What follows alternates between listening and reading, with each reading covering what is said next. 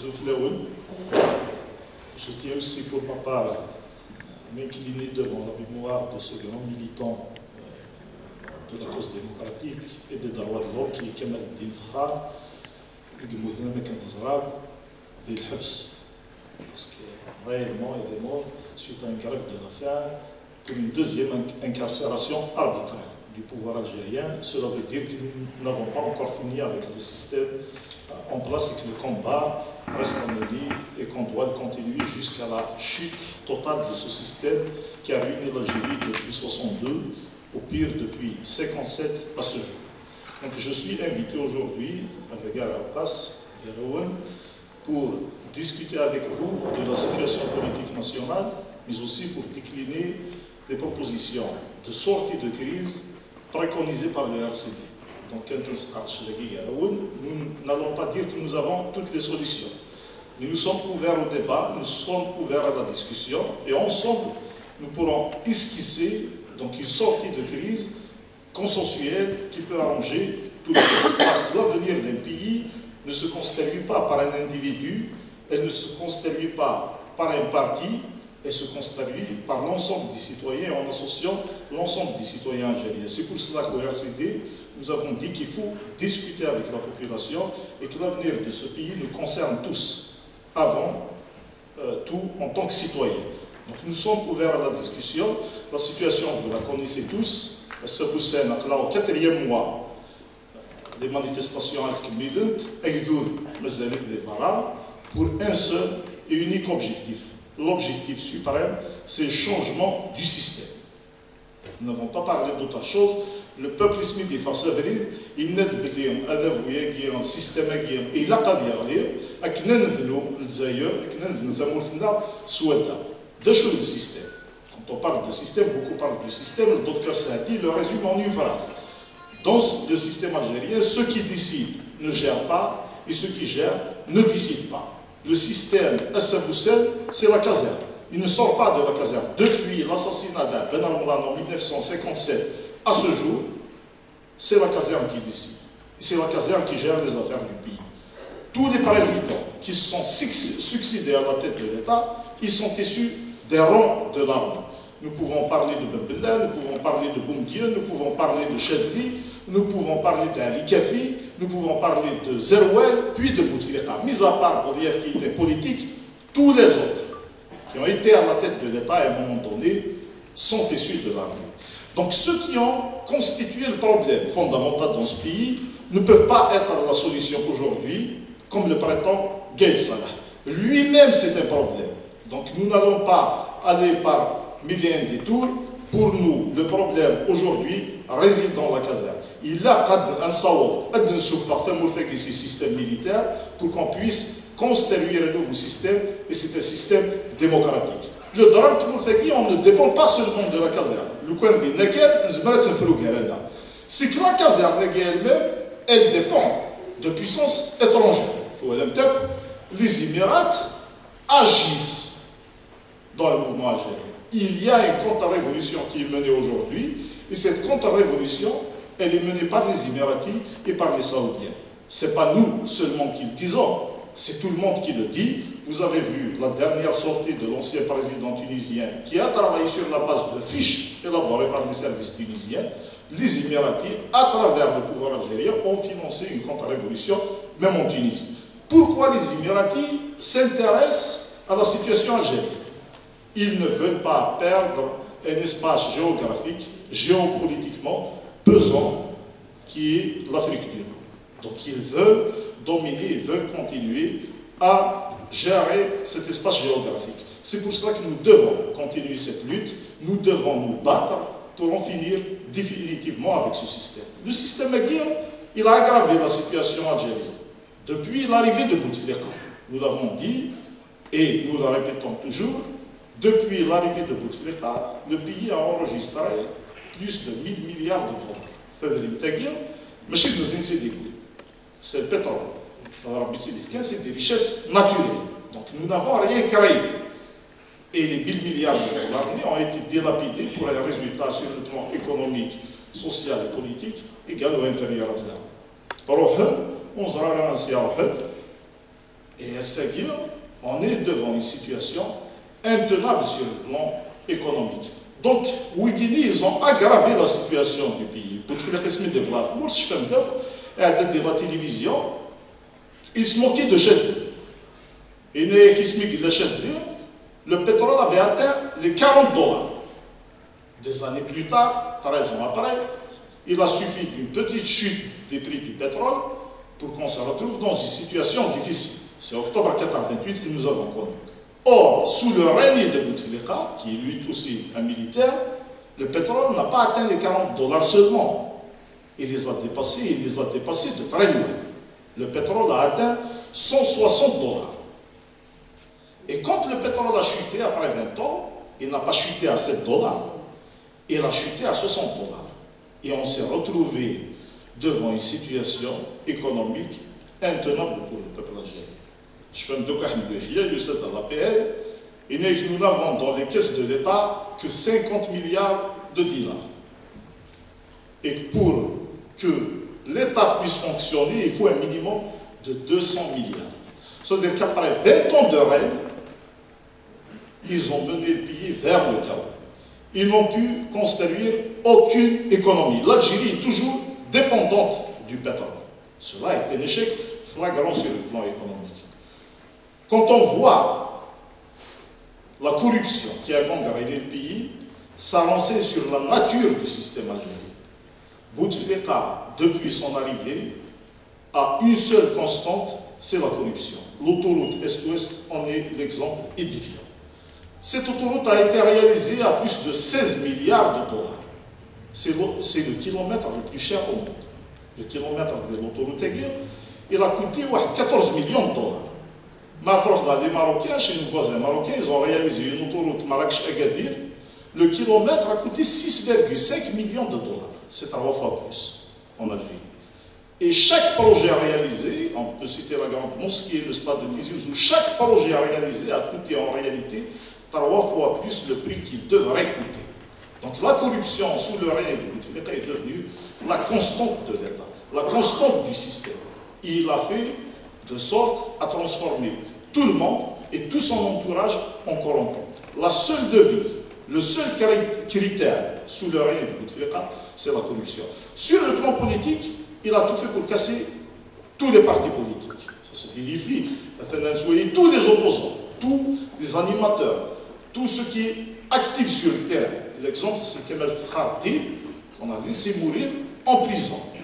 Et nous sommes au RCD l'une des victimes de ce système sous le règne de Bouteflika.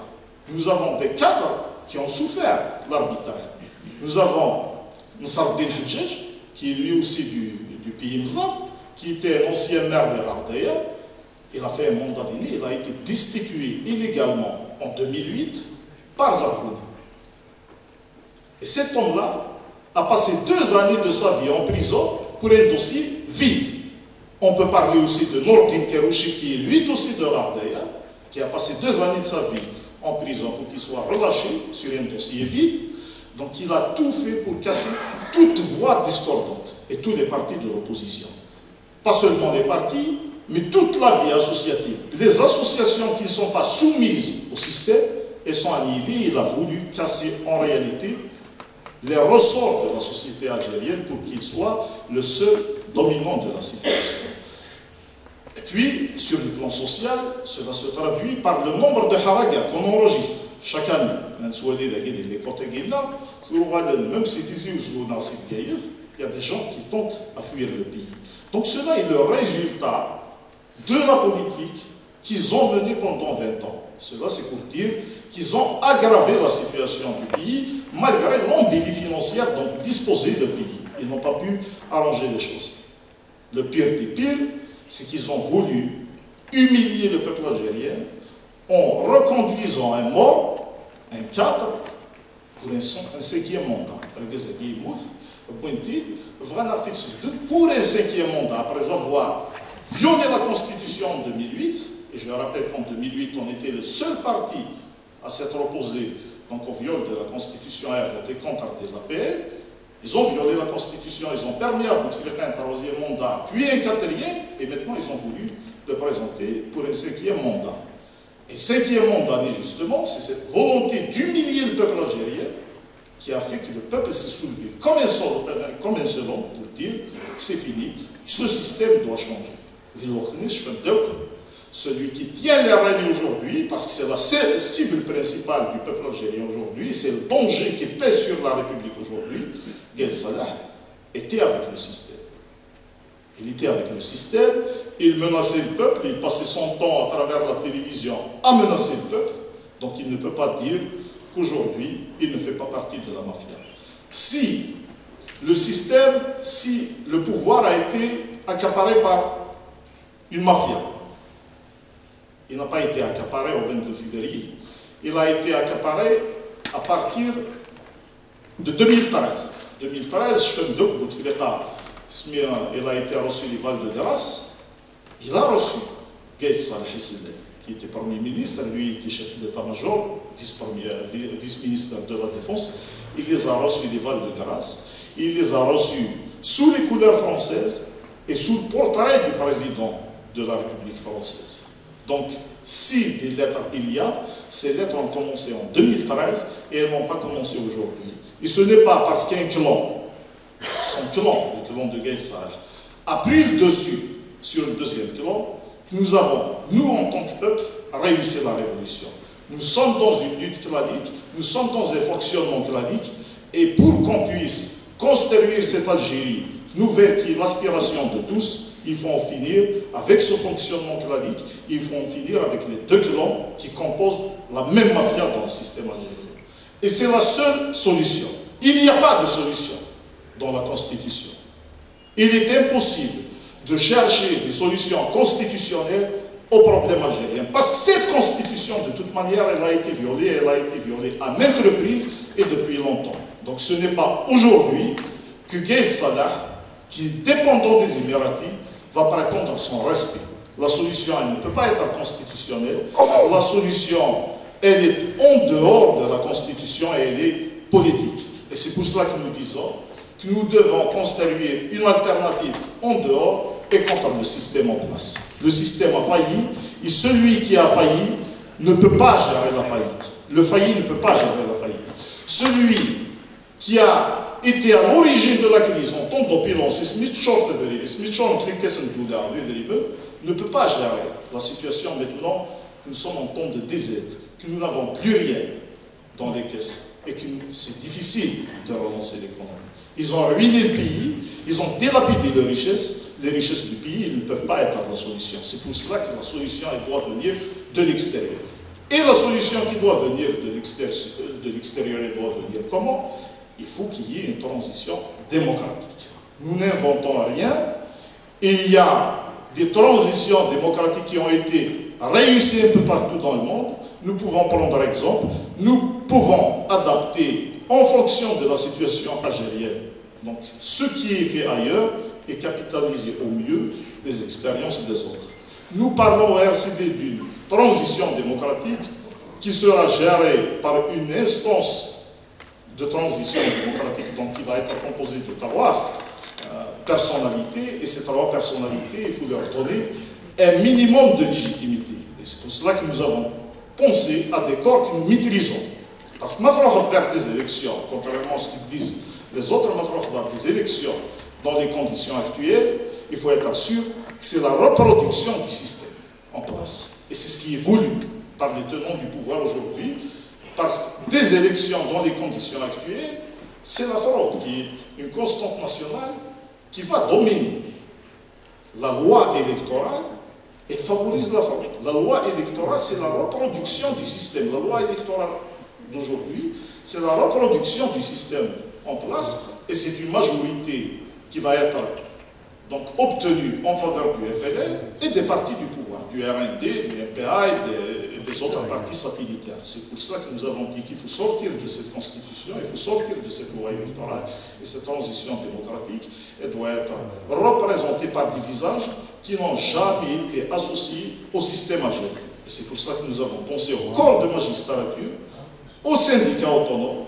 Nous ne parlons pas du JTA, mais des syndicats du pouvoir, c'est les syndicats autonomes. Pourquoi les syndicats? Parce que les syndicats aussi, ils se sont sacrifiés, ils se sont battus sur le terrain, ils ont une expérience. Et les syndicats dans beaucoup de pays qui ont connu ce genre de transition ont été d'un apport important.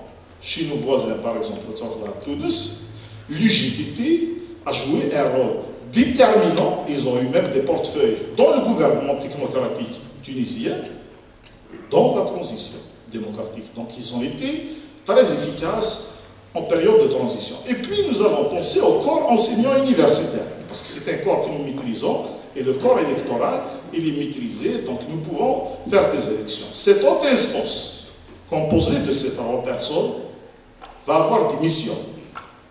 Parmi ces missions, c'est d'abord la désignation des gouvernements de salut national. Nous parlons des gouvernements de salut national et non pas des gouvernements d'union nationale, parce que nous disons que le rôle des partis politiques viendra après la transition. Dans la transition, il est question de mettre en place les mécanismes et puis la charte républicaine. Les mécanismes, c'est la future loi électorale et la charte républicaine, c'est la future constitution qui doit prendre en considération les libertés démocratiques, les libertés culturelles, les libertés culturelles. Tout doit se retrouver à l'avance dans la constitution qui doit être le garde-fou de la nation. Il faut que les règles du jeu soient claires à l'avance. Et le gouvernement de salut national qui va être composé de technocrates, son rôle, c'est de gérer les affaires courantes. Donc, on devra travailler par la suite sur la Constitution et sur la future loi électorale, et ça va se faire en concertation avec les partis politiques et la société civile. Une fois la Constitution est élaborée et adoptée par voie référendaire, et une fois la loi électorale aussi est adoptée par voie référendaire, en intégrant la commission indépendante de gestion des élections. J'insiste sur la commission indépendante de gestion des élections parce que c'est la clé de la souveraineté de demain et c'est la clé de la transparence des élections de demain. La commission indépendante de gestion des élections, beaucoup de partis n'ont pas branché parce qu'ils étaient restés dans le schéma français. Et le schéma français, vous le connaissez tous, les élections s'organisent par le ministère de l'Intérieur. Et comme nous sommes la photocopie, parce que nous avons été une colonie française, nous avons reproduit le même schéma et le même système, nous avons gardé le même fonctionnement. Les élections en Algérie s'organisent par le ministère de l'Intérieur. Et pour beaucoup de partis, quand on avait parlé de cette commission, on ne peut pas sortir de ce schéma. Or, mis à part la France, et certaines de ces colonies, parce qu'il y a des colonies qui se sont libérées par la suite, la majorité des pays du monde organisent les élections via une commission indépendante de gestion des élections. Et chez nos voisins, les gars en Tunisie, après la transition démocratique de 2012, ils ont institué une commission indépendante de gestion des élections. Première mission de cette commission, c'est l'assainissement du fichier électoral. Alors, le fichier électoral, au fait des millions d'électeurs fictifs intégrés dans le fichier. Ce qui permet aux partis d'aller de revenir, quand il y a une élection, ils ont 4 millions de voix d'avance sur les adversaires parce que le fichier était biaisé à l'avance. Le même cas se pose concernant déjà le fichier national, le fichier électoral. Dans les élections, vous demandez le fichier électoral de vous demandez le fichier électoral de mais le fichier global national, ils ne le remettent jamais. Parce que quand vous avez le fichier national, vous pouvez faire des comparaisons, vous pouvez faire des recoupements, les doubles emplois. Donc ils ne remettent jamais le fichier national. Et le fichier électoral algérien, il est biaisé. Des militaires qui sont inscrits 4, 5, voire 10 fois pour certains, à des votants de passe, à des votants avec procuration, à des votants avec procuration, nous l'avons vérifié. Et le jour du vote, chaque militaire avec une procuration, et la procuration est accordée par le commandant de la caserne et non pas par le maire. Donc le fichier électoral est déjà un souci. Partir à des élections avec un fichier électoral comme le nôtre, il faut être sûr que nous allons reproduire le système en place. Et cette commission indépendante aura pour charge justement d'assigner en priorité le fichier électoral. Et elle s'occupera des élections avant, pendant et après l'annonce des résultats. ce qui n'est pas le cas aujourd'hui. À Bruxelles, les élections elles sont organisées par le ministère de l'Intérieur. Et le ministère de l'Intérieur, vous voulez vous plaindre, vous allez au Conseil constitutionnel. Et Blaise, vous vous souvenez, la vie du existe, il a juré fidélité, non pas au peuple algérien, à la constitution algérienne, à la nation algérienne, il a juré fidélité à Bouteflika, à Londres. Donc qu'est-ce que vous voulez attendre d'un homme qui a juré fidélité à un candidat? Donc c'est pour cela que la commission indépendante, que nous avons pu faire partager à l'essentiel des partis politiques de l'opposition lors de la conférence de Mazafran, est une condition sine qua non pour la réussite de la transition démocratique, et c'est pour cela que nous insistons sur la révision de la loi électorale. Une fois ces mécanismes, et une fois cette charte républicaine, cette nouvelle charte qui va poser les fondations de l'Algérie de demain, sont mis en place, nous pouvons aller vers des élections présidentielles. Alors là, viendra le rôle des partis politiques, justement, qui vont aussi accompagner la transition pendant toute cette période. Ils vont s'affronter avec des programmes. Chacun se présentera avec son programme devant le peuple, et le peuple est le seul souverain, et il est le seul arbitre entre les différents programmes. Et pour nous, RCD, nous disons que la situation algérienne n'est pas une fatalité, parce que cette situation que nous vivons, c'est une situation qui a été créée de toutes pièces. Si nous sommes en crise économique aujourd'hui, c'est pour des raisons que nous connaissons tous. D'abord, il y a l'incompétence des tenants du pouvoir.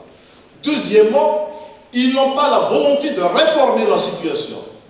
Pour une raison toute simple, parce qu'ils savent pertinemment que la libération économique de l'Algérie va mener vers la libération du pouvoir politique. Et c'est pour cela qu'ils ne laissent jamais des investissements qui ne sont pas soumis, des investissements qui ne dépendent pas d'eux,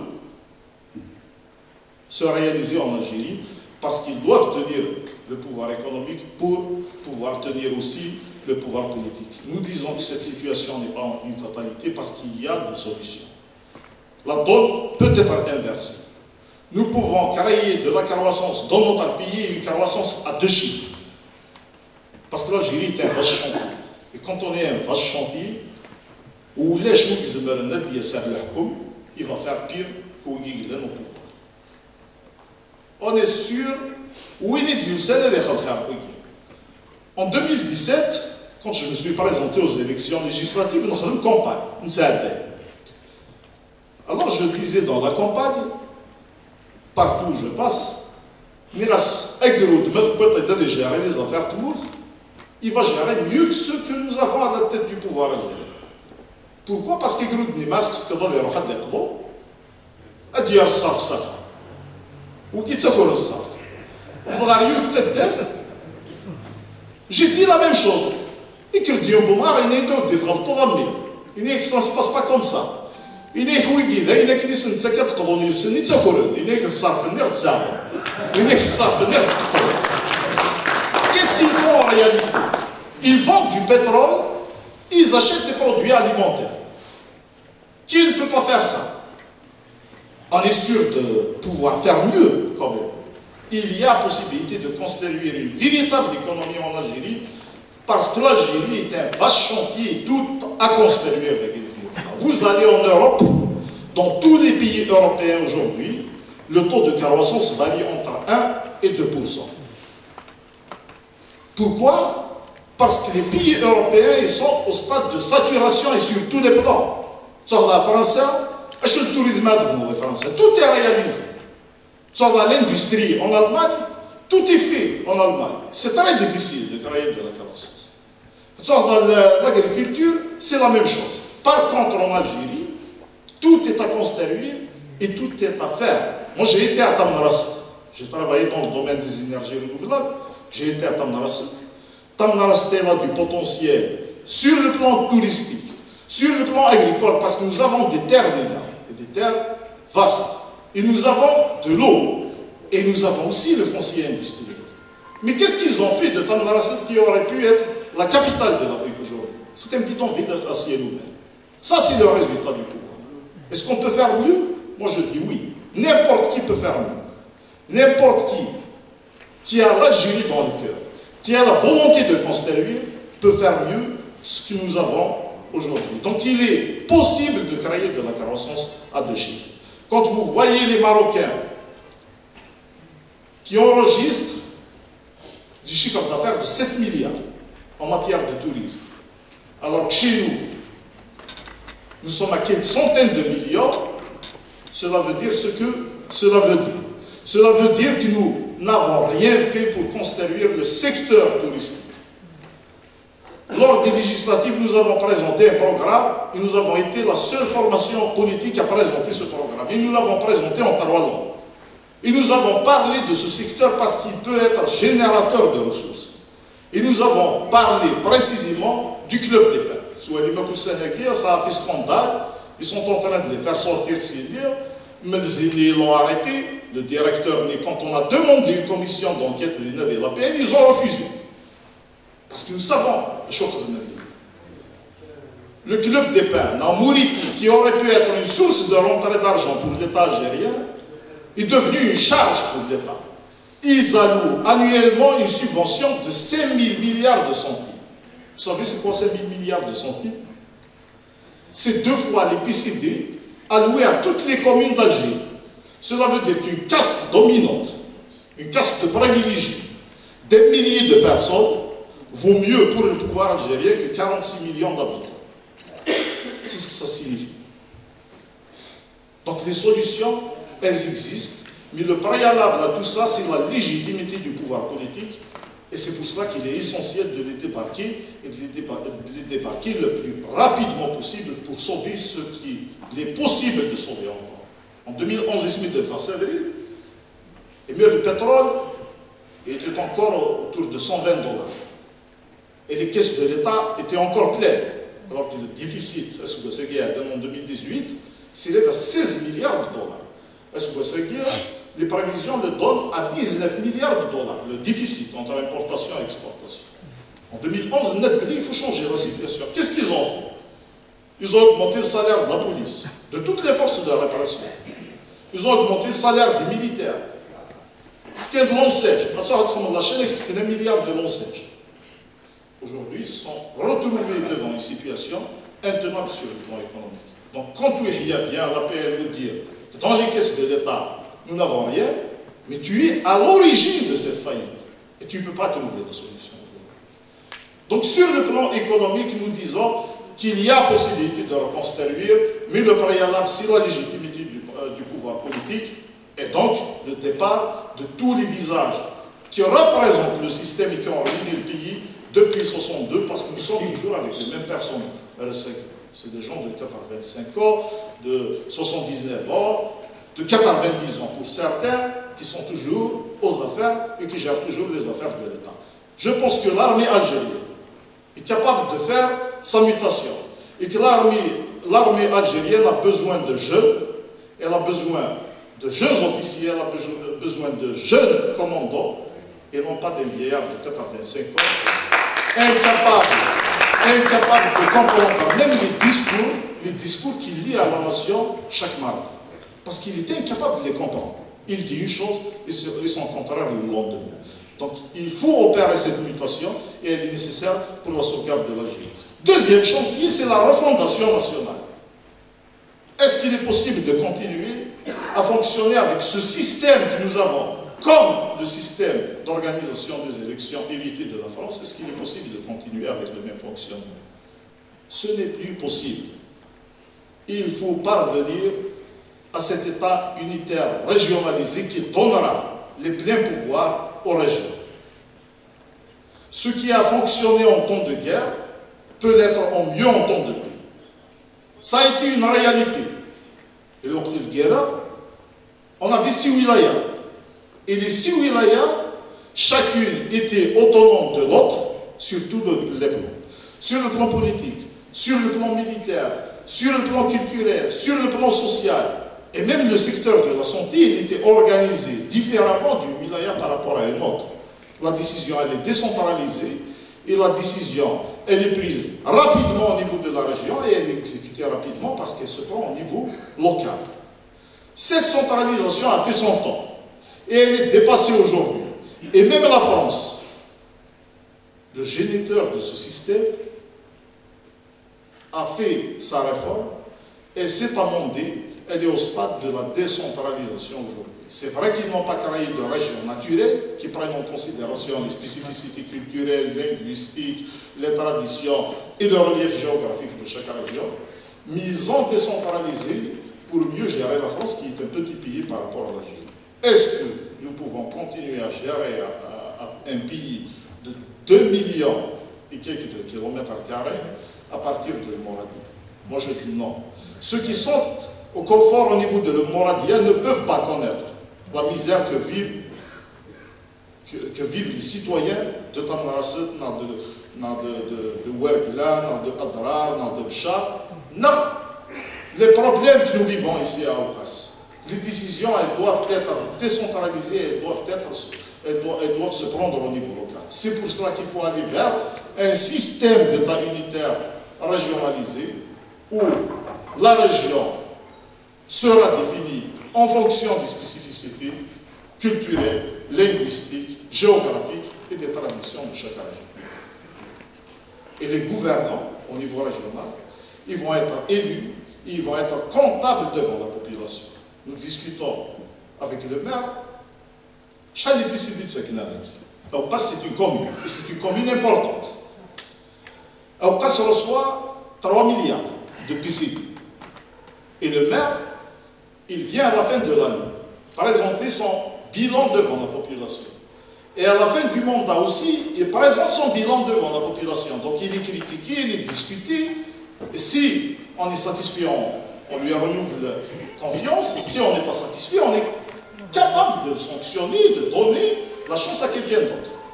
Par contre, le Wali de Bijaya, il est directeur de wilaya qui sont nommés par un 21-27 et qui ne sont pas élus par nous, qui ne sont pas élus par la population.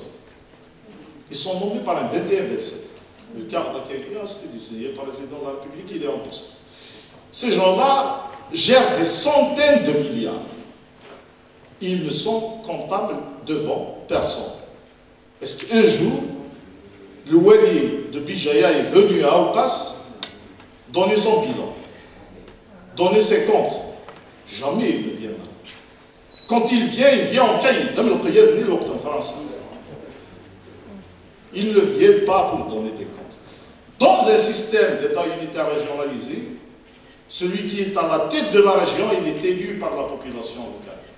Donc il est obligé de donner les comptes, il est obligé de donner les bilans, s'il veut espérer qu'on lui renouvelle confiance. Et c'est pour cela que la régionalisation est la solution au problème que nous vivons en Algérie.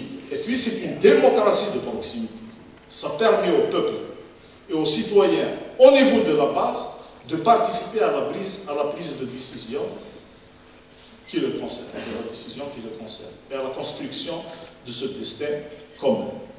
Vous voulez recruter un enseignant dans une école primaire de Oukas. Le directeur de l'école doit écrire à l'inspecteur pédagogique qui est au niveau de la DERA. L'inspecteur pédagogique qui est au niveau de la DERA, il doit écrire au directeur de l'éducation de la wilaya de Bijaya. Le directeur de l'éducation doit demander le poste budgétaire à son ministère de tutelle, le ministère de l'Éducation, lequel ministre doit partir à une réunion d'arbitrage avec le ministère des Finances pour espérer décrocher le poste. Et une fois décroché le poste, on va faire le chemin inverse pour un poste et pour un besoin urgent qui est un enseignant pour une classe abandonnée. Et c'est ça le système centralisé. Or, dans un système régionalisé où la décision est décentralisée, cela peut être pris, cela peut être réglé au niveau local parce que le maire, parce que le directeur au niveau de la localité peut prendre la décision qui le convient. C'est la démocratie de proximité, donc nous avons une décision décentralisée. Deuxième avantage de ce système, Ça nous permettra d'aller vers la construction de cet ensemble supranational qui est une nécessité pour l'avenir. Si nous voulons continuer à exister, si nous voulons peser, et c'est de ça que les Émiratis aujourd'hui ont peur, nous sommes obligés de construire ce grand ensemble supranational qui est l'Afrique du Nord. D'autant plus que c'est un existant historique. Le Mezrab a toujours existé, donc nous n'inventons rien, nous allons redécouvrir ce qui a toujours prévalu, ce qui a toujours existé en Afrique du Nord. Cette construction nord-africaine est une nécessité pour l'avenir. Mais il y a un lien. D'ailleurs, tu négocies le français séparément, tu négocies avec l'Allemagne séparément, le Maroc de même. Aujourd'hui, nous sommes appelés à négocier avec l'Union européenne. Nous sommes appelés à négocier avec le groupe chinois. 1,5 milliard d'habitants, et c'est un pays qui pèse. Nous sommes appelés à négocier avec les États-Unis d'Amérique, pendant que les échanges entre les trois pays qui ont un passé commun, qui ont un présent commun et qui aspirent à un avenir commun, les échanges ne dépassent pas les 4%. Donc nous sommes obligés d'aller vers cette construction nord-africaine sur la base des régions. Et c'est pour cela que cet État unitaire régionalisé est une nécessité ici, c'est une nécessité au Maroc et c'est une nécessité en Tunisie. Et c'est pour cela que vous voyez aujourd'hui que le destin de l'Algérie ne concerne pas seulement les Algériens et que nous risquons une contre-révolution, et cette contre-révolution, elle est financée d'ailleurs, et elle est financée par les Émiratis et par les Saoudiens. Les mouches électroniques dont nous parlons aujourd'hui, elles n'émettent pas seulement en Algérie, parce que la nouvelle c'est qui poste en Algérie, mais il y a des gens qui sont payés aux Émirats arabes unis, il y a des gens qui sont payés en Arabie saoudite pour polluer la révolution algérienne et pour essayer de garder l'Algérie dans le gérant des dictatures arabes. C'est pour cela que nous n'avons pas d'autre choix que de continuer la lutte, la mobilisation de tous et plus que l'Algérie. Donc j'invite tout le monde à rester mobilisé, à continuer la lutte jusqu'à la victoire finale à Wali Warda. Donc le débat est ouvert. Je suis ouvert à toutes les questions et toutes vos suggestions sont les bienvenues. Merci. Merci Yassine. Donc la parole est à vous. Je ne sais pas, mais il y a des questions. Certains partis politiques ont soutenu les déclarations de Gaël Salah alors qu'ils étaient avec nous à Mazafran. D'abord, il faut savoir une chose. À Mazafran, il y avait des partis politiques de l'opposition. Mais il y avait aussi des partis politiques qui se réclamaient de l'opposition, alors qu'en réalité, ils étaient mécontents du système. Beaucoup sont pour qu'on reste dans le système actuel, à une seule condition, que la fraude les arrange, que la fraude aiguille, qui a servi Bouteflika pendant longtemps, les sert aujourd'hui à leur tour. Or, nous disons qu'il faut sortir de ce système de fraude. C'est cette fraude qui a ruiné le pays. Et c'est la caserne qui a ruiné le pays. Si nous voulons construire un pays sur des bases nouvelles, sur des fondations nouvelles, et sur une démocratie réelle, où le peuple est le seul arbitre entre les partis politiques et entre les différentes propositions, il faut construire sur des bases nouvelles. Et ces bases nouvelles, c'est la nouvelle constitution qui doit être un garde-fou. Donc il faut ratifier à l'intérieur tous les principes républicains. Il faut retrouver la liberté démocratique d'Akhir, il faut retrouver les libertés culturelles et il faut retrouver aussi les libertés culturelles. Nous ne sommes pas obligés de faire une constitution avec 1 millier de pages. Une constitution, ce n'est pas un dictionnaire. Une constitution, c'est les grands axes qui déterminent l'orientation d'une nation. Ce n'est pas un dictionnaire pour expliquer tous les concepts. C'est des grands axes. La constitution américaine, c'est 14 articles, je pense. C'est une seule page. Donc, nous sommes obligés d'aller vers une constitution et de nouvelles fondations pour l'Algérie. Puis cette nouvelle loi électorale qui va permettre une compétition saine. Donc, il y a des partis politiques qui le soutiennent aujourd'hui. Parce qu'ils étaient mécontents hier. Et ils espèrent parvenir au pouvoir sur les chars de Gaël Salah. C'est des gens qui sont prêts à obéir à un simple sergent, même pas un général. Nous ne sommes pas dans ce schéma. Nous sommes dans un schéma autre, nous sommes dans une alternative démocratique que nous voulons construire avec le peuple algérien. Et c'est cette alternative démocratique qui est réclamée aujourd'hui par le peuple algérien. Donc ils peuvent soutenir, ils peuvent essayer de manœuvrer pour affaiblir la contestation populaire, mais jusque-là, nous serons demain au 15e vendredi. 15e vendredi. Moi, je n'ai raté aucun. J'ai été même à l'Ardèche pour le marché. Nous serons au 15e vendredi. Nous sommes au mois de carême. Il y a de la chaleur, mais la contestation ne faiblit pas. Le peuple est déterminé à aller jusqu'au bout pour arracher sa liberté. La justice, Kemal Dinfra, qui est décédé alors qu'il était en prison et qu'on a libéré l'autre, il n'y a pas de justice en Algérie. On l'a arrêté arbitrairement. C'est le même cas des détenus. C'est des militants de ZAP, ils sont de la région.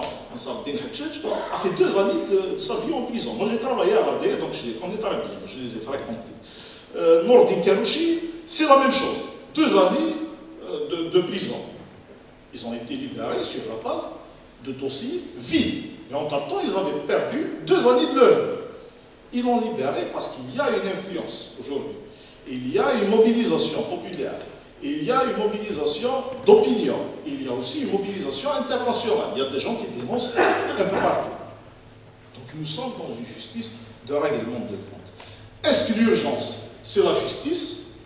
Moi je dis non. L'urgence, c'est la chute du système. Ce genre de procès en justice servent à dévier la contestation populaire, servent à casser la contestation populaire. C'est de la provocation parfois. C'est comme ça qu'ils ont arrêté Saad Arbrab, qui n'a rien fait. En réalité, le dossier est vide. C'est comme ça qu'ils ont arrêté Ouiza Hanoun, avec laquelle je ne partage rien, mais je dénonce son arrestation parce qu'ils l'ont arrêté sur la base d'opinion. Donc, je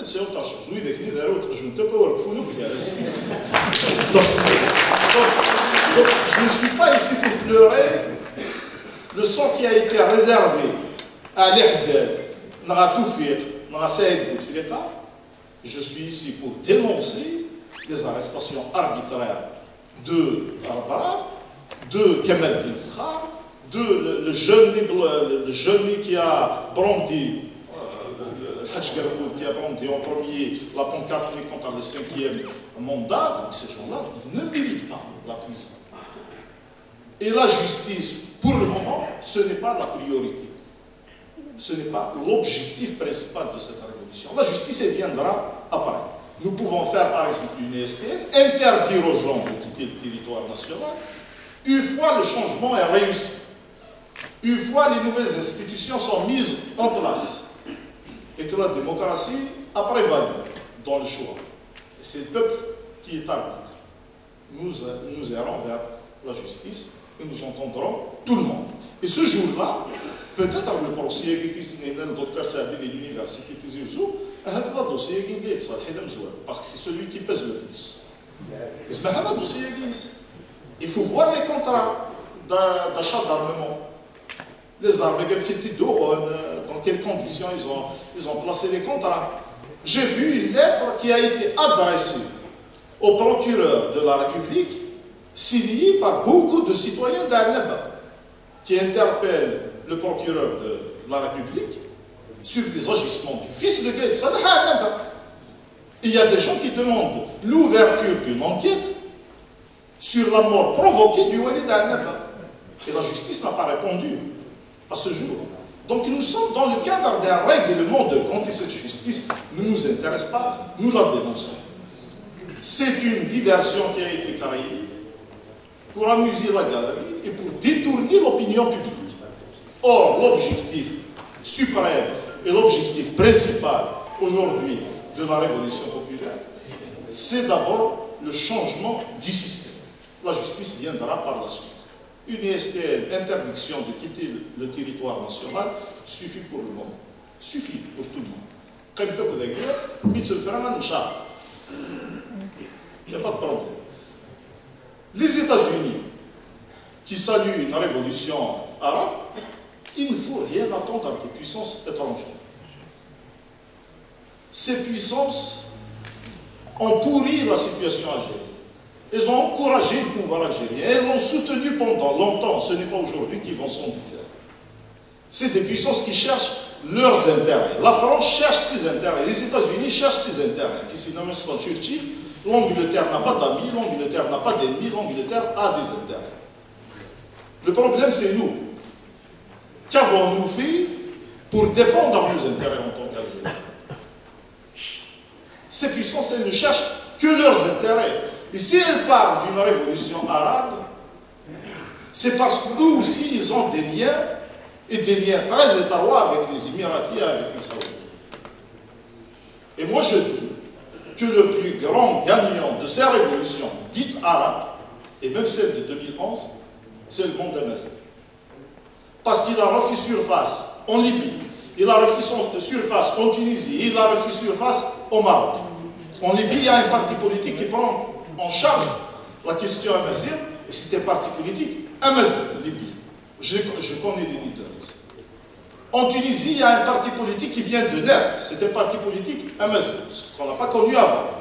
Au Maroc, c'est un pays qui est très en avance sur la question amazigh, même si le départ a été donné à partir d'ici. C'est Avril Qatar. Même les Marocains, la référence pour eux, c'est Avril Qatar. L'ancien président de l'ERCAM, de l'Institut Royal pour la Culture Amazigh, Mohamed Chafir, je ne me souviens pas du nom, il a peut-être 15 ans. Je confonds les cours, il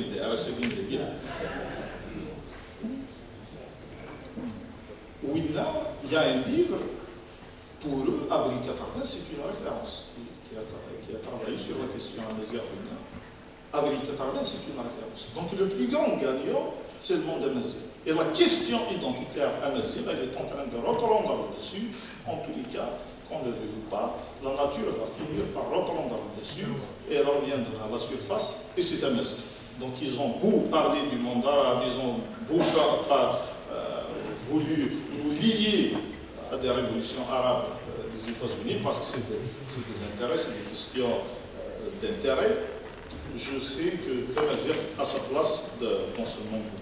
La visite de Bedoui aux Saoudiens, ça confirme nos doutes et nos suspicions. Cela veut dire que ces gens-là, ils sont gérés de l'extérieur. Et c'est pour cela qu'il est urgent d'en finir.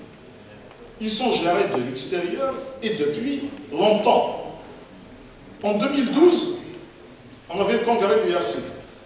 Et on avait invité des partis marocains, tunisiens au congrès pour assister avec eux. Quand on était jeunes, on était étudiants, on avait invité un député marocain. Et en marge du congrès, on avait organisé un atelier de travail. Il nous parlait de la situation marocaine. Dans les années 90, le Maroc était en situation de crise économiquement. Les Saoudiens étaient venus proposer leur aide aux Marocains. Nous ne sommes pas vous aider, on va vous financer, mais ils avaient posé leurs conditions. Parmi ces conditions, il y avait quoi? D'abord, les Saoudiens avaient demandé à ce qu'on substitue l'anglais au français, ça veut dire que c'est l'anglais. C'est ce qu'on voit à Séguian.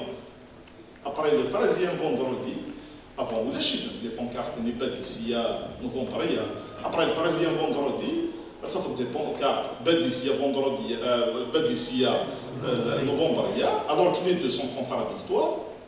C'était pour l'assimilation, il n'était jamais pour la libération de l'Algérie, pour l'indépendance, donc il n'était pas un novembriste, c'est contradictoire. Deuxièmement, ils veulent enlever le français pour remettre l'anglais. C'est la même chose avec ce qui s'est passé au Maroc dans les années 90. Pourquoi, à votre avis? Parce que pour eux, et c'est une réalité, et tous les linguistes vous le diront, la langue ne véhicule pas seulement la pensée, la langue, elle construit la pensée. Et l'anglais, c'est une langue qui renvoie au conservatisme. Par contre, le français est une langue qui renvoie à l'ouverture, à la laïcité, c'est ce siècle des Lumières. Deuxième condition qu'ils avaient posée, c'est de permettre aux Saoudiens de financer des mosquées, pas à l'extérieur des universités, à l'intérieur des universités. islamiser la société marocaine. Donc, ces gens-là, ils sont dans une guerre idéologique. Et le fait que Bedoui aille les voir aujourd'hui confirme le soupçon. Ils sont dépendants de ces puissances d'influence qui sont les Saoudiens et les Émirats arabes unis.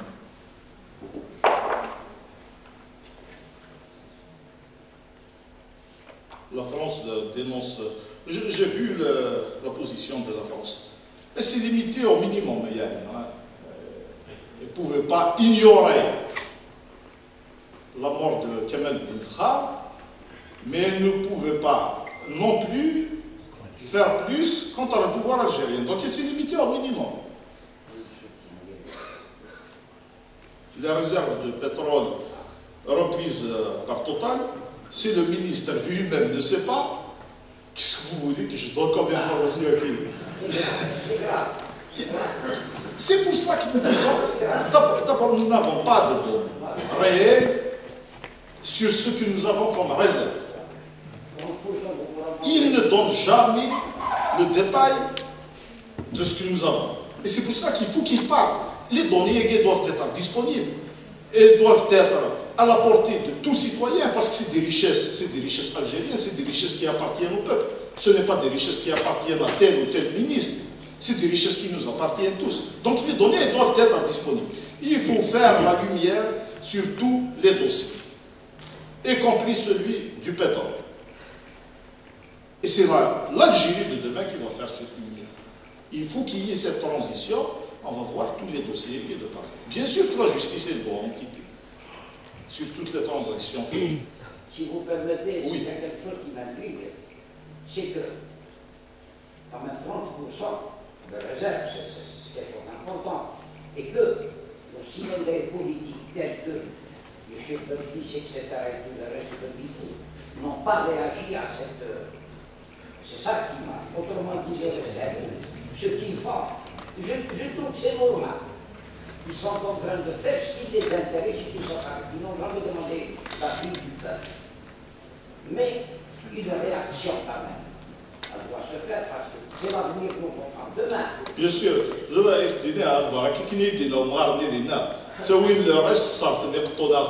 donc on est dans cette situation même avec la question pétrolière.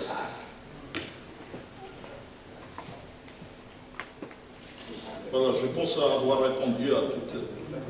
Le premier par rapport aux partis politiques. D'abord, ce n'est pas les partis politiques. Les partis politiques qui sont à l'extérieur, c'est les parlementaires.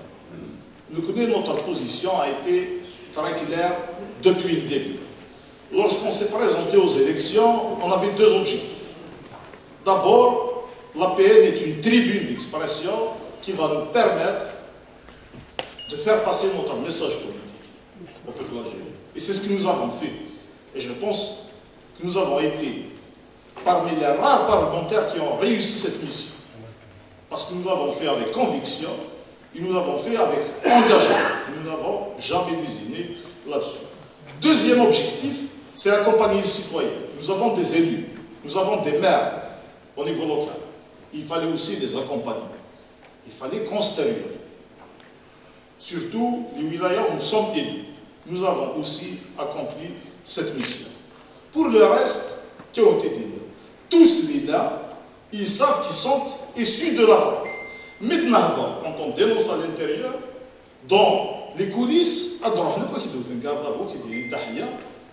tous ils saluent, mais à l'intérieur, ils sont tous soumis.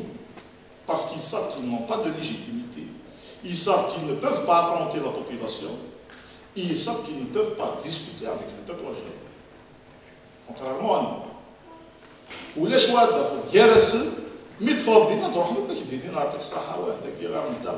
mais ils ne peuvent pas parler. C'est pour cela qu'il faut reconstruire l'Algérie sur des bases nouvelles, et le peuple est le seul arbitre. Mais pour défendre ton programme, ta vision, sinon ce n'est pas la fraude qui va constituer par le monde. Alors, la vision de Mazafran. À Mazafran, quand on s'est réunis, il y avait des partis qui avaient voulu parler de questions programmatiques. Nous avons dit dès le début que les questions programmatiques viendront après. Si on s'amuse à parler de questions programmatiques, on ne pourra pas sortir avec des solutions. Parce que chacun a sa vision de l'Algérie de demain. Et chacun a son projet. Il faut s'entendre sur le minimum. Et c'est sur ce minimum qu'on s'est entendu à Mazafran. Et la charte, elle a été utile. Et elle est utile aujourd'hui. Mazafran, c'est quoi? C'est la commission indépendante de gestion des élections que nous avons pu faire partager à l'essentiel parti politique de l'opposition. En 2012, il y a eu une réforme de la Constitution.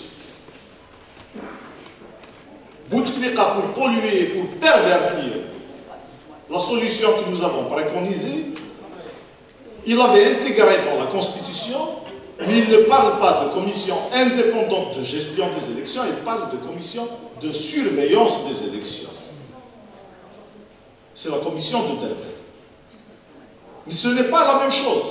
Une commission d'organisation des élections, elle s'occupe de l'organisation des élections avant, pendant et après.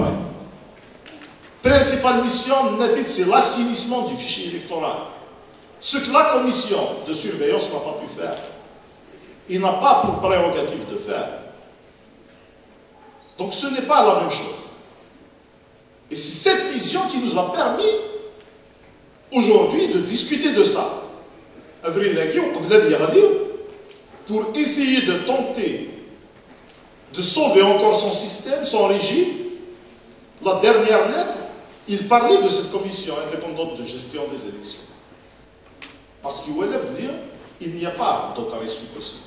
Il fallait qu'il l'intègre. Et même avec ça, il n'a pas pu sauver son régime. Donc, un, c'est la commission indépendante de gestion des élections. Deux, c'est cette charte républicaine. Ce n'est pas la Constitution, on n'a pas parlé de Constitution à l'époque. Nous avons élaboré une Constitution au RCD. Et nous avons discuté avec les partis politiques, avec la population, avec la société civile. C'est la Constitution pérenne. C'était en 2012. Nous avons associé tout le monde. Donc nous avons un projet de Constitution. Pareil, finalisé au niveau du RCD. Mais à Mazafran, nous avons parlé de cette charte républicaine à laquelle tous les partis politiques doivent souscrire. Et c'est le respect des libertés démocratiques qu'on retrouve à l'intérieur. Quand vous lisez cette charte, vous retrouverez tous les principes de la plateforme de la Soumam à l'intérieur, qui sont repris à l'intérieur de cette charte de Mazafran. Ça nous a permis de construire un consensus, et il est utile, ce consensus, jusqu'aujourd'hui, s'agissant de la commission indépendante de gestion des élections, ou s'agissant de cette charte qui parle des principes démocratiques. Les magistrats, ils ont validé la fraude. Je dis que c'est une commission de surveillance des élections. Et elle n'a pas de vocation de valider, non, d'invalider. Elle surveille les élections. Ce n'est pas la commission dont tu parles. Deuxièmement, les magistrats aiguës. Le magistrat aigu qui va être membre de la haute instance de transition, c'est un seul nom. Et puis il est élu. Il va présenter son programme. Et beaucoup de magistrats se sont libérés des influences et des paresseux. Au lendemain de l'appel des maires du RCD à boycotter l'organisation des élections du 18 avril, parce qu'on était les premiers aussi. L'histoire a dit ce qu'elle est. On était les premiers à avoir fait une déclaration pour dire que nous n'organisons pas les élections. Nos maires n'organisent pas les élections du 18 avril. 2 jours plus tard, les juges sont organisés. Pas tous les juges, je suis conscient. Mais il y a des juges qui sont organisés, il y a des juges qui paient jusqu'aujourd'hui leur insubordination au pouvoir central. Et ces juges méritent aussi du respect. Il ne faut pas mettre tout le monde dans le même sac. Il y a des juges indépendants. La justice, elle n'est pas indépendante. Mais il y a des juges, il y a des magistrats qui sont indépendants. C'est pour cela que c'est un dossier, parce qu'il est oublié au téléphone. L'autre juge n'oublie pas. Donc c'est une démarche globale. Et les juges pourront un membre à l'intérieur de cette commission, de cette instance indépendante du RCD. Les députés du RCD demandent la démission en 2001. D'abord 2001. L'information est 2001, il n'y avait pas un député du RCD qui avait démissionné. Et si c'était l'argent qui menait le RCD à présenter des candidats, on l'aurait fait en 2002, on l'aurait fait en 2012. Et on avait boycotté les élections. Donc ce n'est pas une question d'argent. C'est une question de conviction. On ne cherche pas à avoir raison tout seul. Quand tu fais de la politique, quand vous faites de la politique, il ne faut pas chercher à avoir raison tout seul. Nous avons réuni tous les groupes parlementaires pour sortir avec une position solidaire. Je parle des groupes parlementaires de l'opposition. On avait 9. Parce que le parti a été éliminé partout. On a fait avec la fraude de sorte à ce que le RCD n'ait même pas 10 députés pour avoir la possibilité de présenter des amendements. On nous a éliminés. Et avec ça, nous avons pris l'initiative de réunir des groupes qui avaient plus de députés que nous, pour sortir avec une décision solidaire. Parce qu'il n'y a rien. Si tu cherches à avoir raison tout seul, tu as tort à l'avance. Nous n'avons pas pu sortir avec une position solidaire. Donc la solution c'est quoi? Nous ne cherchons pas à tromper l'opinion publique. Nous devons regarder le populisme. Regarder avec des solutions concrètes. Et je n'ai pas fait de constat. J'ai donné des solutions. Le constat, bien sûr qu'il faut faire un constat pour donner des solutions. Mais j'ai donné des solutions. Maintenant, si vous ne voulez pas comprendre, c'est autre chose. Si vous ne voulez pas suivre le cheminement de l'exposé, c'est autre chose. Parce que quand on ne veut pas comprendre, c'est difficile de vous faire comprendre. Donc je ne cherche pas à tromper l'opinion publique. Nous avons parlé de la dissolution de l'APR. La démission, ce n'est pas une solution. Quand vous démissionnez, vous êtes automatiquement remplacé. Et c'est la loi qui le dit, ce n'est pas moi. Celui qui démissionne, il est remplacé par le suivant. Est-ce que c'est une solution? Ce n'est pas une solution. La solution, c'est la dissolution des deux institutions pour créer un vide constitutionnel. Parce que Gaïd Salah veut rester dans la Constitution. Parce que la Constitution n'est pas une solution pour le peuple, elle est une solution pour le système. Parce que si nous sommes dans la solution constitutionnelle, on va régénérer le système. Assez, il parle de dialogue. Mais il ferme le jeu. Oui, il t'invite au dialogue, mais avec saison. Ça aussi, ce n'est pas une solution. Le dialogue auquel appelle Gaïd Salah, ce n'est pas une solution. Les termes du dialogue, ils sont posés par le peuple algérien. C'est le changement radical. Donc je ne suis pas venu pour tromper l'opinion. Je suis venu pour donner des solutions. Et je le dis, et je le redis, la démission n'a jamais été une solution. Si c'était une solution, on l'aurait fait depuis longtemps, on n'aurait pas attendu la vie qui est le vôtre. Avec 17%, lors des élections législatives, nous l'avons expliqué partout. Particulièrement en Kabylie, là où il n'y a pas possibilité de vote, parce que les mots où il y a la seule possibilité de vote, et nous l'avons dit à l'époque, c'est les corps constitués. Parce que les corps constitués, c'est quoi? C'est un militaire qui est dans cette caserne, 2 mois plus tard, il est dans une autre caserne, il est sur le fichier il est sur le fichier Borré, il est sur le fichier Malta. Attention, sur 3 fichiers différents. Le jour du vote, comment ils font? Un militaire, la procuration de celui qui n'est pas présent dans la caserne. La procuration, elle n'est pas signée par le maire, elle est signée par le commandant de la caserne. Et tu n'as aucune possibilité de vérifier l'existence de ce militaire dans la caserne. Il vote pour lui et il vote pour le militaire absent. La même chose dans la caserne d'Atvouk. Et c'est comme ça qu'on augmente les voix fictives, des voix qui n'existent pas en réalité. Alors que nous disons que les militaires ils doivent voter avec des procurations, ils doivent voter chez eux. Donc la seule possibilité de trituration des résultats qui restent pour le pouvoir en Kabylie, pour des raisons historiques, c'est les corps constitués. Et si on avait voté en masse, on aurait pu éliminer le RND, le FLN et les autres. Quand on boycotte, en réalité, on vote pour le FLN. Quand on boycotte ici, on vote pour le RND. Parce que quand on boycotte, on baisse le taux de participation, et quand le taux de participation est baissé, le FLN et le RND n'ont pas d'électeurs, ils ont des clients. Et les clients, ils sont recensés. C'est un des chiffres. Ça monte à 20 000 et 30 000 clients. Donc, quand le taux de participation est en baisse, les 20 000, les 30 000 clients, ils vont peser dans le résultat final. Parce qu'à 100 000 électeurs, ils vont avoir 30% des sièges. Et à 50 000 électeurs, à 60 000, ils vont avoir 50 000. Ils vont avoir 50% des sièges. C'est pour ça que le taux de participation doit être élevé. Et c'est pour cela que nous avons dit que le boycott, à l'époque, encouragé, en réalité, il était avantageux pour le FLN et le RN. Nous avons boycotté 2 élections.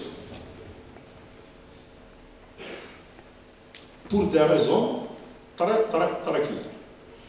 Le boycott est une exception. La règle, c'est la participation à toutes les élections. Un parti politique est fait pour participer aux élections. Nous avons boycotté 2002 pour des raisons que nous connaissons tous. C'était impossible de participer à des élections dans des conditions physiques. Moi, j'étais lycéen à l'époque. Il méritait de boire le bac. Mais en 2001, j'étais lycéen. Et j'étais membre actif de la coordination des lycéens d'Azazga. La première marche qui a été organisée le jeudi 26 avril, si je me souviens bien, le vendredi, on a les 6 jeunes, c'était le 27 avril. J'étais membre actif, donc j'étais partie prenante de ce mouvement. Il était impossible de participer à des élections avec des conditions atypiques. Et nous avons boycotté les élections de 2012, pratiquement pour les mêmes raisons. Mais sinon, un parti politique, ce n'est pas la chaise vide. Un parti politique, il doit avoir une existence.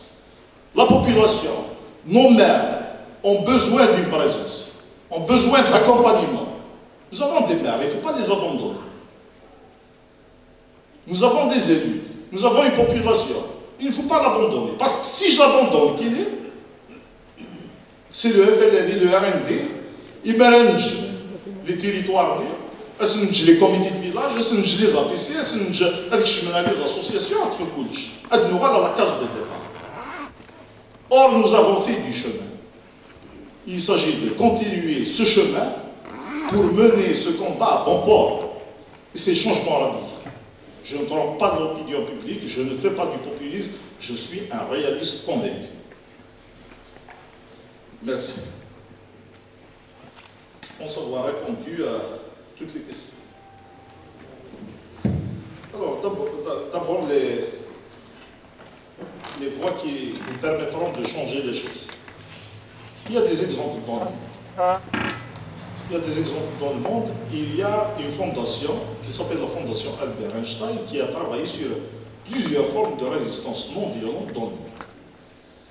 Il n'y a, pour être sûr de ne pas reproduire le même système violent que nous avons aujourd'hui, il n'y a que notre mobilisation pacifique qui peut venir, et c'est la mobilisation de tous les citoyens algériens, pas d'une partie, qui peut venir à bout de ce système qui a ruiné le pays depuis 1957 à ce jour.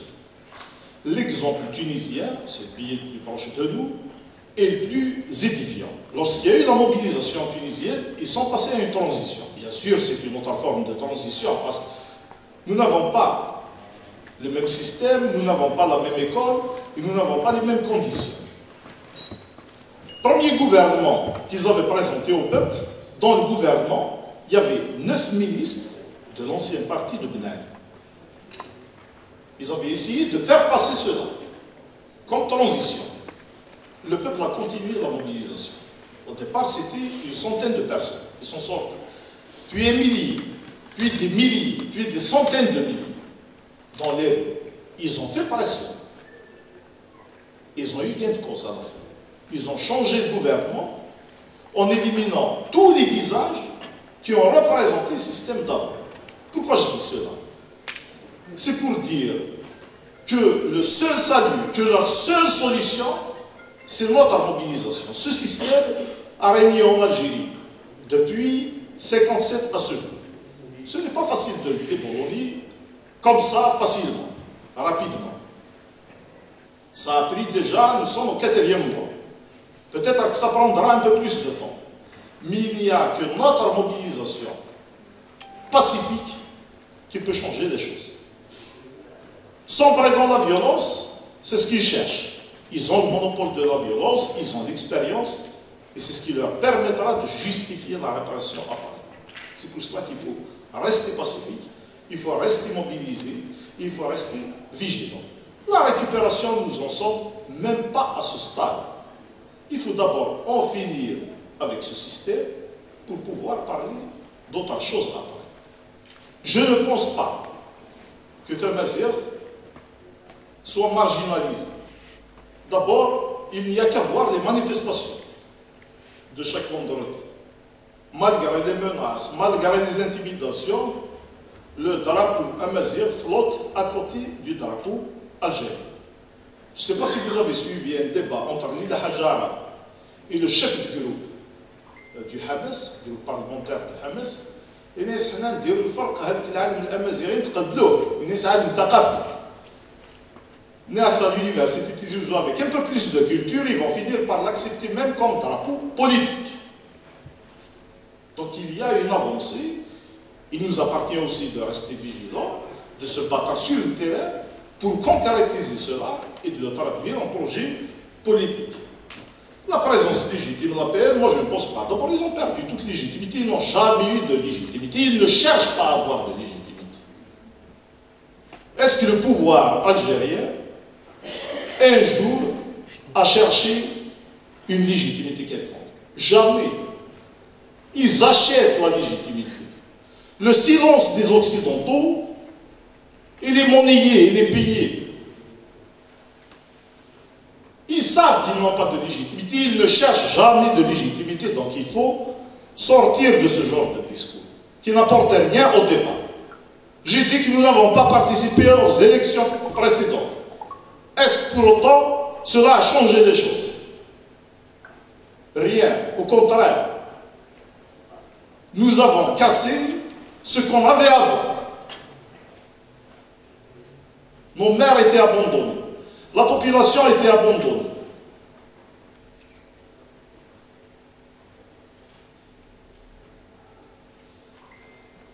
Boycotter la dernière fraude du siècle, nous l'avons boycottée et c'était une fraude. La fraude est la constante nationale depuis le multipartisme, depuis l'ouverture politique. Mais la participation, nous l'avons expliqué. Mais le discours n'est pourquoi vous avez pas. Nous avons expliqué.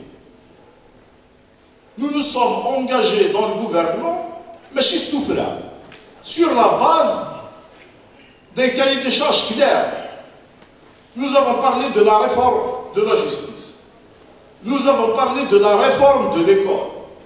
Nous avons parlé de l'abrogation du code de la famille. Et nous avons parlé de la refondation nationale. Et nous avons travaillé sur tous ces rapports. Vous connaissez, toute possibilité de changement, nous sommes pour. Nous avons tenté de changer les choses. On a travaillé sur la justice, on a travaillé sur l'école. La justice, c'est le professeur Issa. C'est un indépendant.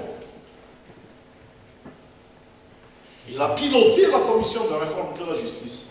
Ils ont élaboré un rapport. L'école, c'est Benzaou. Il y a eu un rapport. Ça, c'est le travail du RCD. Mais depuis, Ces rapports sont mis dans le tiroir. Ils n'ont jamais été appliqués sur le terrain. Et c'est pour cette raison que nous avons décidé de quitter le gouvernement. Et il y avait aussi 2001. Non, mais c'est pour cette raison.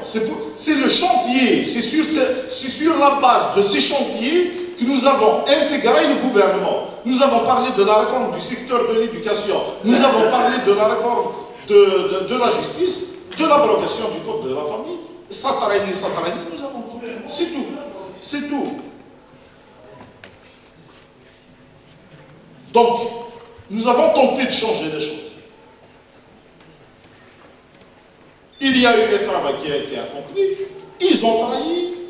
Nous nous sommes retirés. Les choses sont claires. Nous n'avons jamais fait quoi que ce soit en cachette. Nous n'avons pas fait comme certains. Je gagne des ministres qui n'ont jamais assumé.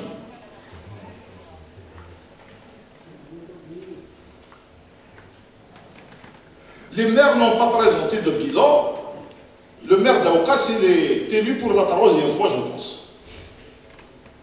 Quand il est élu, il vient présenter son bilan. Il discute avec la population. Et le fait qu'on lui a renouvelé la confiance 3 fois, cela veut dire qu'il a accompli des choses. Il n'a pas réussi tout. Il y a toujours des insuffisances. Mais il a travaillé. Mais dire qu'il n'a pas présenté de bilan, ça c'est une comptabilité. C'est une comptabilité. J'ai dit qu'il y a des maires qui le présentent chaque année, il y a des maires qui le présentent à la fin du mandat. Et c'est une instruction du parti. C'est une instruction du parti pour présenter les bilans.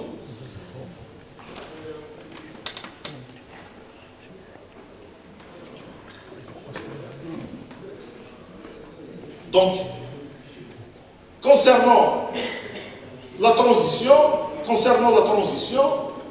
les solutions, elles sont claires. Elles ne peuvent pas venir du système. Elles doivent se construire en dehors du système actuel. Et elles doivent se construire avec le peuple algérien. Les termes du débat, ils sont posés. C'est la transition démocratique. Et cette transition démocratique, il n'y a pas que les magistrats dont nous parlons. Mettre tout le monde dans le même sac, c'est une erreur. Les syndicats n'ont jamais été avec le pouvoir. Les syndicats, ils se sont sacrifiés. Ils ont payé. Ils ont souffert de la répression du pouvoir. La même chose avec les enseignants universitaires. Ils se battent au quotidien. Donc il ne faut pas limiter cela à un problème d'un magistrat ou de deux. C'est une vision globale de la situation et il faut trouver des solutions. Et nous avons une feuille de route. Et c'est la feuille de route que nous proposons. Nous ne disons pas qu'elle est parfaite, mais nous disons qu'elle peut être discutée, qu'elle peut être améliorée, et c'est la base sur laquelle nous travaillons aujourd'hui. Merci. Sur la commission de gestion des élections. La commission, nous avons dit qu'il y aura 2 commissions. Parce que la Constitution, nous avons parlé. Nous n'allons pas bâtir sur du néant, mais sur de l'existant. Il faut revoir la Constitution. Et cette autre instance de transition démocratique, elle va charger, je l'ai dit, de désigner un gouvernement qui va traiter les affaires courantes, mais elle va aussi désigner une commission qui va travailler sur la future constitution, en concertation avec les partis politiques, la société civile, les citoyens, et puis la nouvelle loi électorale. C'est dans ce cadre, c'est dans le cadre de cette commission et en discussion avec les partis politiques que nous allons tracer les contours de cette commission indépendante de gestion des élections. Nous allons la substituer, bien sûr, au ministère de l'Intérieur. Le ministère de l'Intérieur, il va être là pour apporter aide et assistance sur le plan matériel à la commission. Mais c'est la commission qui va organiser tout. Qui va la composer? Il y aura certainement des représentants des partis politiques, il y aura certainement des personnalités indépendantes sur lesquelles l'ensemble des concurrents vont s'entendre et on pourra la constituer ainsi. Et elle aura des prérogatives que nous allons discuter tous ensemble. Je ne suis pas contre l'anglais. J'ai raconté ce qui s'est passé au Maroc. Je suis pour qu'on enseigne l'anglais, mais qu'on ne le substitue pas au français aussi. Le français est un butin de guerre, comme disait Ketbiassi, il nous appartient.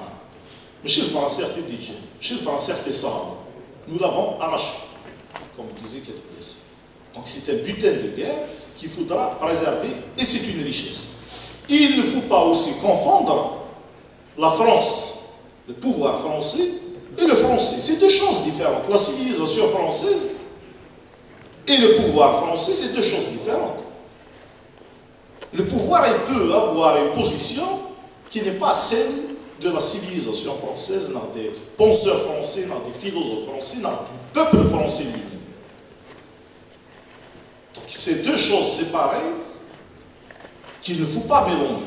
Le bout, c'est quoi? Le bout, c'est le changement du système. Et c'est le départ de tous ces visages. J'ai parlé du départ de Ben Salah, de Gaye Salah et de tout le monde, pour qu'on passe vers cette transition démocratique. Le bout, c'est un changement en dehors et contre le système actuel. Si nous n'avons pas réussi une transition en dehors de ce système, ça veut dire que nous n'avons rien réussi. C'est vrai que nous avons tenté de changer les choses de l'intérieur. Mais un parti politique, c'est aussi ça. C'est de faire ce qu'il doit faire. Nous avons intégré le gouvernement sur des bases très très claires. Réforme du système éducatif, réforme de la justice, refondation nationale. Nous avons travaillé sur ces registres. Ceux qui ont trahi, ils sont de l'autre côté, ce n'est pas nous. Donc il faut chercher des traîtres lorsqu'ils sont. Vous n'êtes pas à l'abri de la trahison. La révolution algérienne, elle a été menée, elle n'a jamais été à l'abri de trahison. Il y avait des traîtres. Ceux qui ont trahi, ils sont ailleurs. Deuxième République, d'abord il faudrait qu'il y ait une première République. Pour parler de la deuxième République, il faut construire la République tout court. Et la République, c'est la parole au peuple. C'est ces nouvelles fondations, c'est cette nouvelle constitution, c'est la nouvelle loi électorale qui va redonner la parole au peuple. Le peuple est le seul arbitre. Mais comment justement arriver à une première République? Je l'ai dit, il faut qu'il y ait une transition. Et cette transition, c'est la haute instance de transition, travailler sur la nouvelle constitution, travailler sur la nouvelle loi électorale, passer à des élections présidentielles sur la base d'un cahier de charges clair et d'un mécanisme permettant une compétition saine entre les différents programmes. Les règles doivent être définies à l'avance. Mais c'est qui va les définir? C'est nous, c'est le peuple. C'est tous les partis politiques. 40 millions d'Algériens. Non, mais il y a... Je l'ai dit. Vous n'arrivez pas à suivre. Écoutez, Tarabi, il faut qu'il y ait une haute instance de transition démocratique. Cette haute instance est composée de 3 personnes. Ces 3 personnes, elles vont être élues. Il faut leur donner un minimum de légitimité. J'ai parlé des syndicats autonomes, à ne pas confondre avec l'UJTA, de CDCI. J'ai parlé des magistrats et j'ai parlé du corps enseignant. Pourquoi nous avons ciblé ces 3 corps? Parce que c'est des corps dont le fichier électoral peut être maîtrisé. Nous le connaissons. Parce que si vous allez vers des élections générales avec les conditions actuelles, c'est la production du système. Parce que le fichier électoral est biaisé. Donc cette commission, cette instance de transition démocratique, elle va travailler sur quoi, en fait? Elle va travailler sur les mécanismes permettant l'assainissement du fichier électoral. C'est la nouvelle loi et c'est la commission indépendante de gestion des élections. Et puis, sur la Constitution, qui va intégrer à l'intérieur le respect des libertés démocratiques, culturelles, on va trouver l'orientation générale de la nouvelle Algérie dans la Constitution. Une fois cela est mis en place, nous allons vers des élections présidentielles, sur la base d'un mécanisme sur lequel nous nous sommes tous entendus, définis avec des règles très claires pour tout le monde, et sur la base d'une nouvelle constitution adoptée par le peuple algérien à travers un référendum. Et une fois les élections sont tenues, chacun viendra devant le peuple avec son propre programme, et le peuple sera l'arbitre. Vous défendez votre vision de l'Algérie, je défendrai la mienne. Et c'est le peuple qui va choisir. Et nous allons refaire les élections générales une à une. les élections législatives, les élections communes. Et on sortira de l'impasse provoquée par le système depuis des années pour remettre l'Algérie sur une voie démocratique réelle. Voilà. Pour Bouchouareb, j'ai dit, les partis, ce n'est pas leur mission, c'est la mission des parlementaires, et nous avons dénoncé la violence dont ont usé les députés de la fraude du FLN et du RN. 20 ans à la tête des partis politiques, il faut leur poser la question à eux. Nous n'avons pas ce problème au RCD. Saïd Saadi a été le premier à donner l'exemple en se retirant de la présidence du RCD, alors que tous les militants le réclamaient lors du congrès de 2012. Tous les militants voulaient qu'il se représente, il s'est retiré en nous disant ceci: il y a autant de Saïd Saadi qu'il y a de militants à l'intérieur du RCD. Donc, sur cela, l'exemple a été donné, il faut poser la question aux autres. Le mandat de Ben Salah, le maintien des élections, ils sont dans l'impasse. L'impasse n'est pas du côté du peuple, la balle n'est pas du côté du peuple aujourd'hui. Elle est dans leur camp. L'impasse est dans leur camp. Ils n'ont pas de solution, ils sont coincés. Les élections, ils n'y croient même pas. D'abord, il faut qu'il y ait des candidats. Ils n'ont pas de candidats pour le moment. Ils ont deux candidatures, c'est des candidatures dont personne ne croit et ils le savent très bien. Donc les élections n'auront pas lieu. Ils sont en dehors de la Constitution maintenant. Et maintenant, il faut trouver une solution politique. Donc ils sont dans la solution que nous avons proposée depuis le début. Ils ont perdu énormément de temps en tardant. Ça fait 4 mois qu'il a voulu nous maintenir dans une solution constitutionnelle qui va permettre au système de se régénérer. Et nous avons perdu 4 mois. Ils sont actuellement dans une solution politique. Il veut encore gagner du temps en voulant appeler au dialogue, mais un dialogue avec des contours fermés. C'est lui qui pose les termes du débat. Nous avons dit aussi non. Les termes du débat sont posés par le peuple. C'est pour cela que je dis que nous sommes très proches de la victoire et il faudra continuer la mobilisation pour qu'ils partent tous. Et c'est la seule solution. Il y a des expériences. J'ai donné l'expérience tunisienne. Lorsqu'ils ont présenté le gouvernement devant le peuple, il y avait 9 ministres dans l'ancien gouvernement qui étaient du parti de Ben Ali. Mais grâce à la mobilisation populaire, grâce à la mobilisation et à la pression du peuple tunisien, ils ont fini par les dégager tous. Ils ont recomposé le gouvernement et ils ont désigné un gouvernement de technocrates. Ils sont passés vers la transition démocratique. Et aujourd'hui en Tunisie, personne ne conteste les résultats des élections. Parce que le travail a été fait. La commission indépendante des élections, elle s'est chargée, j'ai dit, de l'assainissement du fichier électoral, et puis ils ont défini les nouvelles règles. Donc ils s'occupent de l'organisation des élections avant, pendant et après. L'annonce des résultats se fait par la commission indépendante de gestion des élections. Et même la répartition des temps de passage au niveau de la télévision, c'est la commission qui se charge de ça. Ce n'est pas normal qu'un parti comme le RCD ne passe pas à la télévision. Et même Koura, avec tout ce qu'il y a eu comme mouvement, on n'a pas le droit de citer à la télévision. Le RCD est boycotté par tous les médias publics et les médias privés. Donc, quand vous ne passez pas aussi à la télévision, c'est une forme de fraude. Et la commission indépendante va se charger de tout ça. C'est un travail qu'elle doit faire pour garantir la transparence des élections.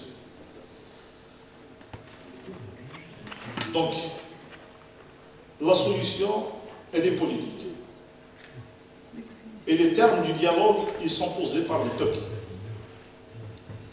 Et ce n'est pas eux de se conformer à la volonté du peuple algérien actuellement, et non pas l'inverse. Merci.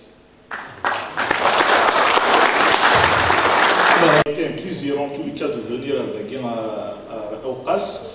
Et puis, c'est des initiatives à encourager des cafés littéraires un peu partout. Le café littéraire de Okas, c'est un pionnier en la matière. Il faut que ce genre d'activité soit reproduite un peu partout parce qu'il n'y a que le débat qui peut nous sortir des situations de crise, de l'impasse que nous vivons.